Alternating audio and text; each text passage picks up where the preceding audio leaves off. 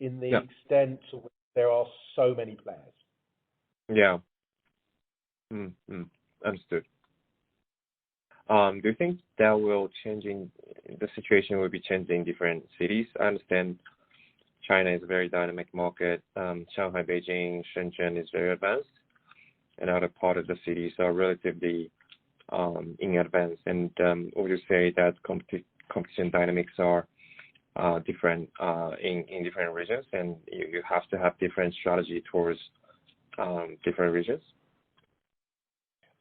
Yes, and that's a very deep question, and I can raise a few points Yeah. that you may be interested in.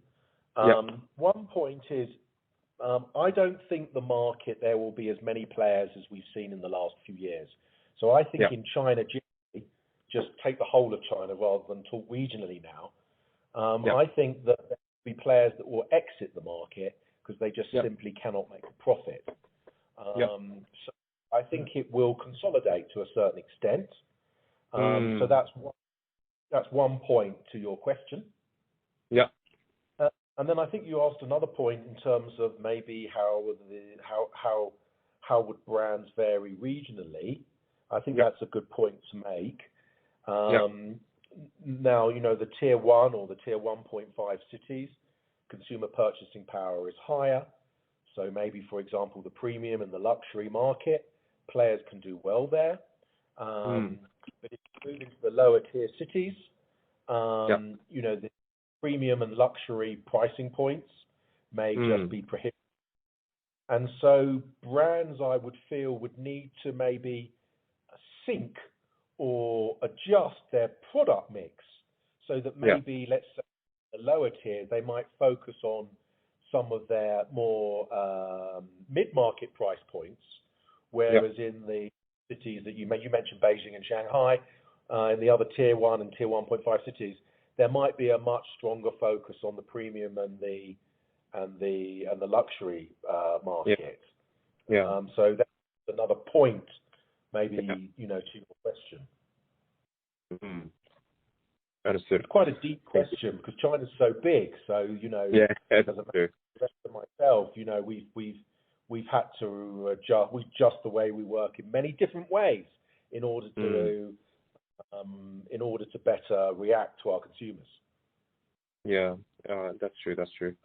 So would you say Temper was?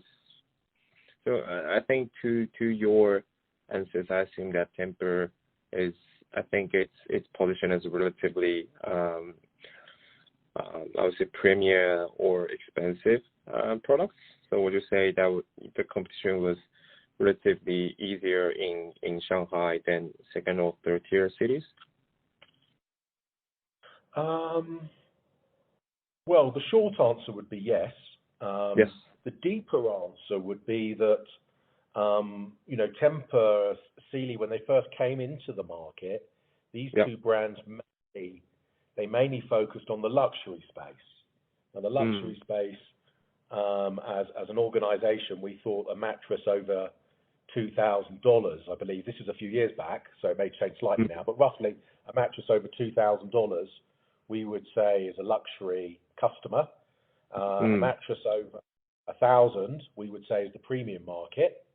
And below $1,000, maybe to $500, we would say that might be more of the mid-market customer. So we tended to split the market a bit like that.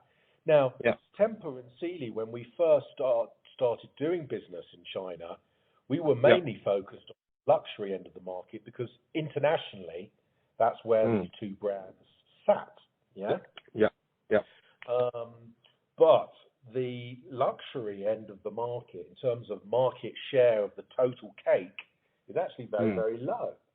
So if you want to grow your brands, if you want to attract new customers, it does make sense to try and reach out to different consumers. And what Temper and Sealy both did was they started appealing they started going down in price as well. So they appealed not just to the luxury, and we had luxury solutions over $2,000, but we then started introducing mattress solutions for the premium market. And again, and that was successful. So I'm just giving you some food for thought that, if you just operate in the luxury market,